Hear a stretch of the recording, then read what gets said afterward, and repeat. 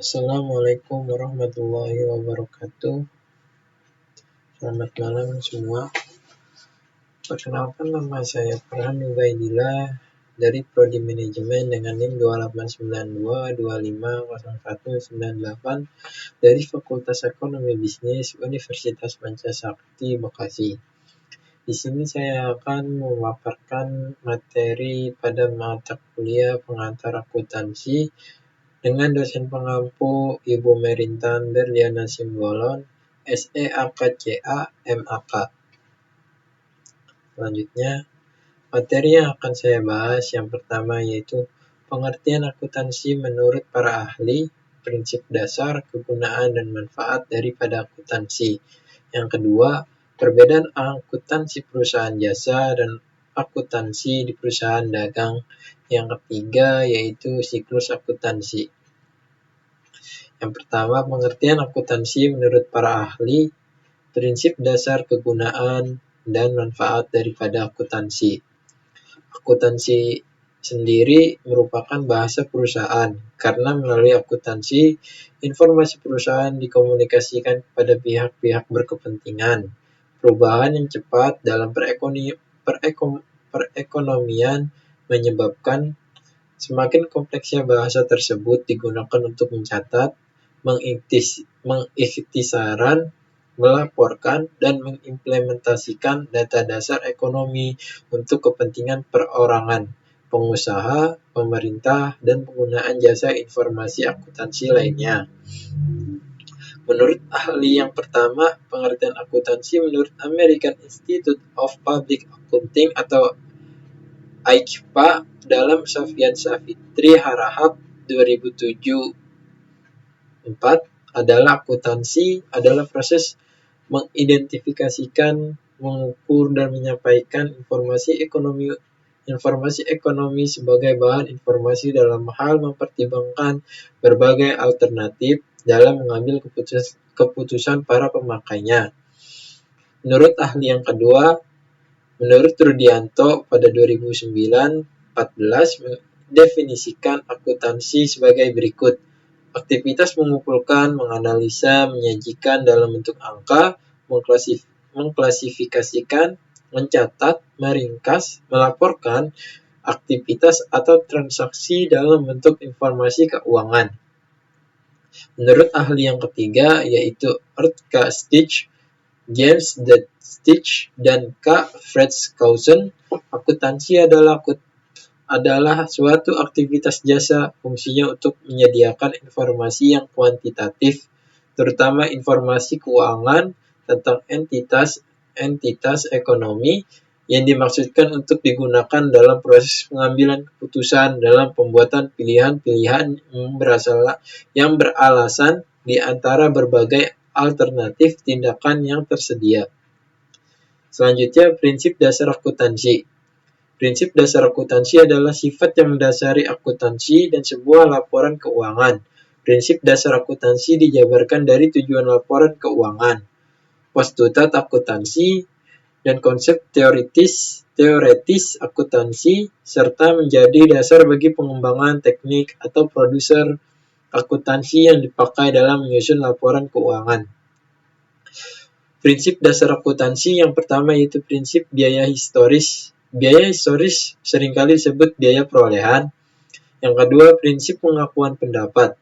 Dasar pengukuran pendapatan adalah jumlah kas yang diterima dari penjualan dengan pihak lain. Yang ketiga, prinsip mempertemukan. Prinsip ini terjadi akibat adanya biaya dan pendapatan yang timbul karena biaya tersebut.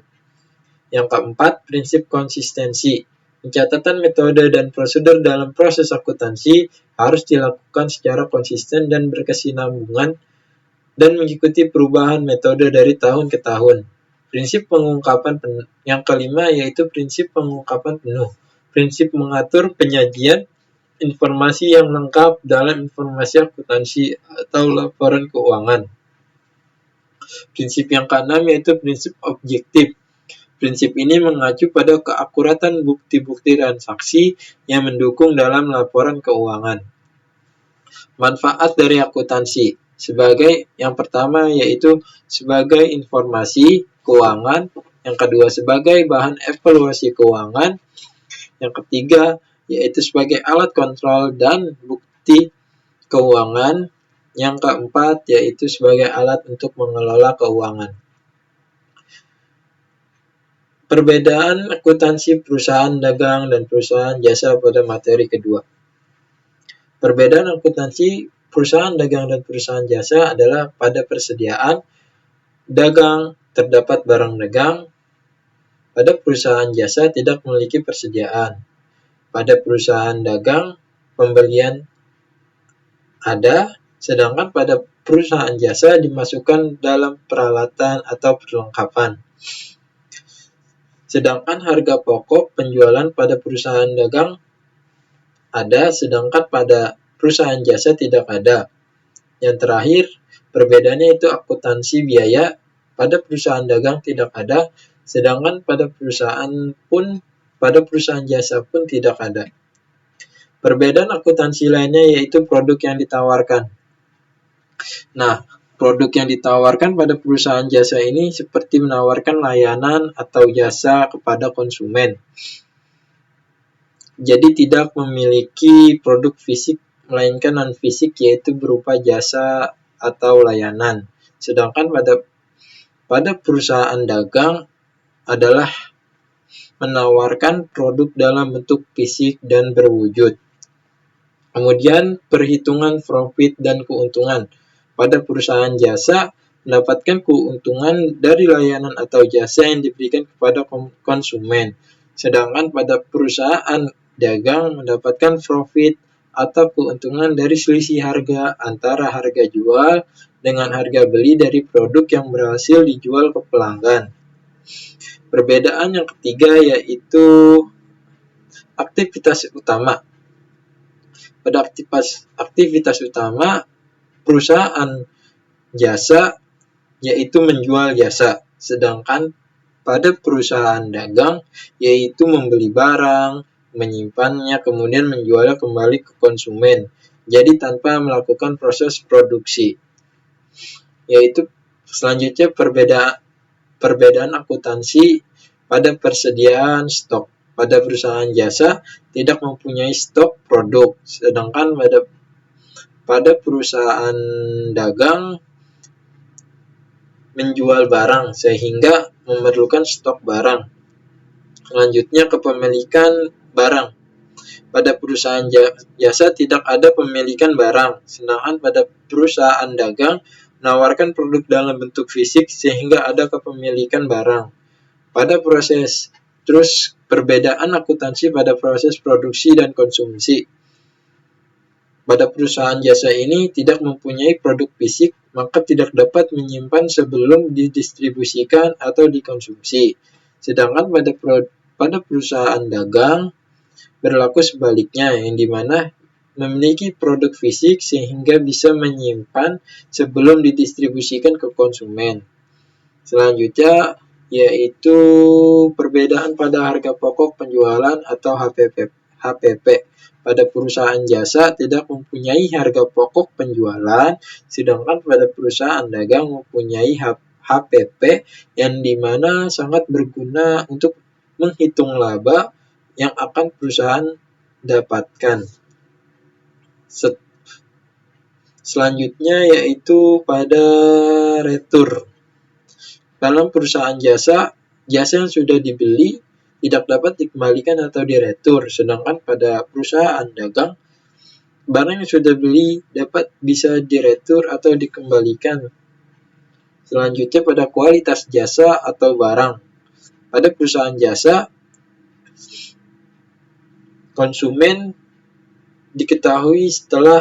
kualitas jasa diketahui setelah konsumen membeli jasa atau memakai jasa tersebut. Sedangkan pada perusahaan dagang, kualitas barang dapat diketahui secara langsung oleh konsumen saat itu juga. Siklus akuntansi. Pada materi yang ketiga yaitu transaksi, yang dimana kita dapat mengidentifikasi dan analisis transaksi, yaitu tahap awal sebelum transaksi akan dicatat dalam pembukuan. Selanjutnya yaitu pencatatan transaksi ke jurnal, yang dimana transaksi-transaksi tersebut dicatat sesuai urutan tanggal, peristiwa atau kronologis pada penjurnalan. Yang ketiga, posting ke buku besar atau general ledger, yaitu setelah mencatat semua transaksi yang terjadi dalam periode tertentu, yaitu memasukkan akun-akun transaksi tersebut ke dalam buku besar.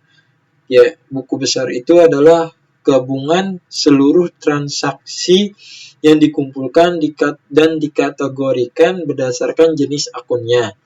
Yang keempat ada neraca saldo, yang dimana trial balance.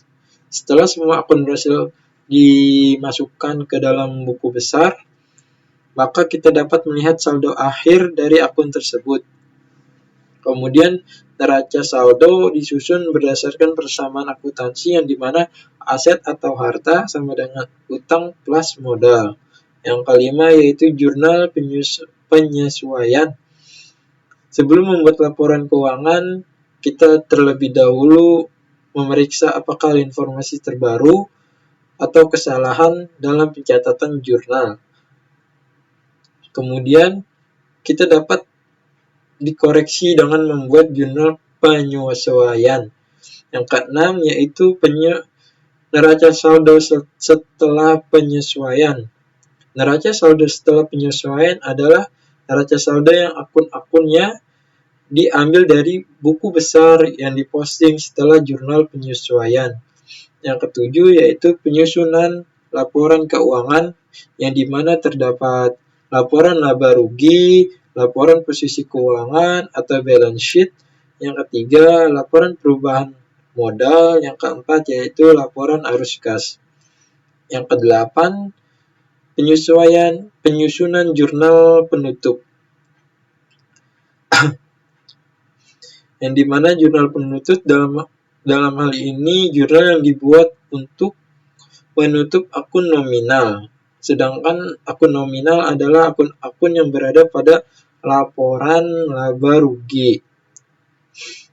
Setelahnya yaitu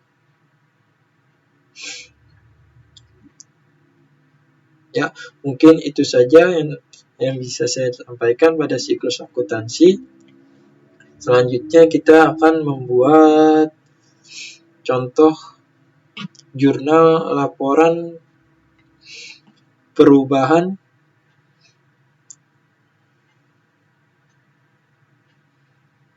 laporan laba rugi, atau kemudian laporan posisi keuangan, serta laporan perubahan modal.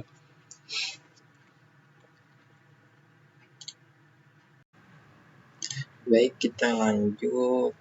Di sini saya sudah buatkan untuk laporan keuangannya pada PD signatur neraca saldo setelah penyesuaian perusahaan dagang pada periode 31 Desember 2020 dalam ribuan rupiah.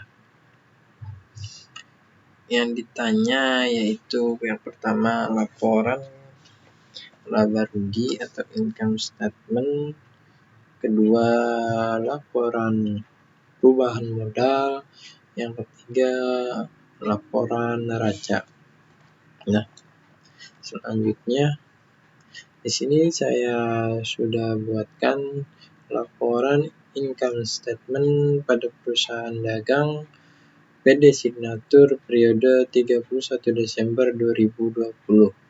Yang pertama yaitu revenue. Revenue terdapat sales atau penjualan, kemudian penjualan, return penjualan, yang ketiga diskon atau potongan penjualan. Nah, dalam revenue ini sales sebesar 1 juta, sales return 52.500, dan sales diskon minus 3.180. Jadi net sale-nya sebesar 944.320. Selanjutnya cost of goods sold atau harga pokok penjualan. Di sini terdapat beginning inventory, pembelian, retur pembelian, potongan pembelian, ongkos kirim pembelian, serta beginning inventory-nya tidak ada, pembeliannya sebesar 1.436.500, retur pembelian minus 28.650, potongan pembelian minus 8.977, ongkos kirim pembelian sebesar 700. Jadi pembelian bersihnya sebesar 1.399.573. Persediaan tersedia dijual 1.339.573. Inventory akhir sebesar minus 632.736. Jadi harga pokoknya 766.837 yang dimana didapatkan dari dikurangnya persediaan tersedia dijual dikurang inventory akhir. Net sales-nya sebesar 944.320 perak, harga pokok penjualan minus 766.837, sedangkan untuk mencari laba kotornya yaitu net sales dikurang HPP yang dimana 944.320 dikurang 766.837, jadi laba kotornya sebesar 177.483. Selanjutnya expense atau biaya lainnya. Beban yang pertama terdapat beban gaji sebesar 11.000, beban iklan 3.000, beban perlengkapan 27.000, beban penyusutan gedung 5.000, beban penyusutan peralatan toko 1.000, beban penyusutan peralatan kantor 5.000, beban sewa 9.200, beban asuransi 750, ongkos kirim penjualan 3.000. Jadi total operating expense atau total biaya sebesar 64.950. Jadi net profit atau laba bersihnya sebesar 112.533 yang dimana didapatkan dari laba kotor dikurang total operating expense. Jadi laporan income statement atau laba rugi sebesar 112.533 perak. Selanjutnya terdapat pada laporan perubahan modal perusahaan dagang periode 31 Desember 2020 dalam ribuan rupiah. Di sini saya juga sudah membuatkan laporannya. Yang pertama perubahan modal awalnya sebesar 12.131.000, laba bersihnya 112.533, Thrive-nya sebesar 5.000. Kenaikan modal berisikan akun laba bersih sebesar 112.533, Thrive sebesar minus 500,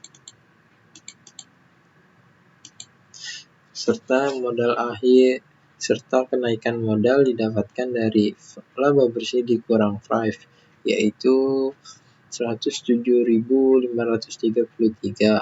modal akhir. Nah, untuk mencari modal akhir ini kita bisa dapatkan dari modal awal ditambah dengan kenaikan modal. Modal awalnya yaitu 12.131.000, kenaikan modalnya 107.533. Dan hasil akhir dari modal akhirnya sebesar 12.238.533. Selanjutnya yaitu laporan neraca atau balance sheet. Pada PD signature perusahaan dagang terdapat dua, yaitu aktiva dan pasiva. Sedangkan aktiva dibagi dua lagi menjadi aktiva lancar dan juga aktiva tetap. Pada aktiva lancar terdapat kas sebesar 7.247.700 747.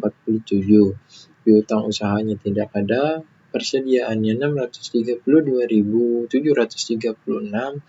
persediaan perlengkapan 10.000, asuransi dibayar di muka 4.250, sewa dibayar di muka 100.800, iklan dibayar di muka 900. Total aktiva lancarnya sebesar 8.4.533. Aktiva tetapnya terdapat tanah sebesar 700.000, gedung 3 juta, akumulasi penyusutan gedung 5.000, peralatan toko 80.000, akumulasi penyusutan toko 1.000, peralatan kantor 500.000, akumulasi penyusutan peralatan kantor minus 5.000, pembelian 1.436.500, retur dan potongan pembelian minus 28.650, potongan pembelian minus 8.977,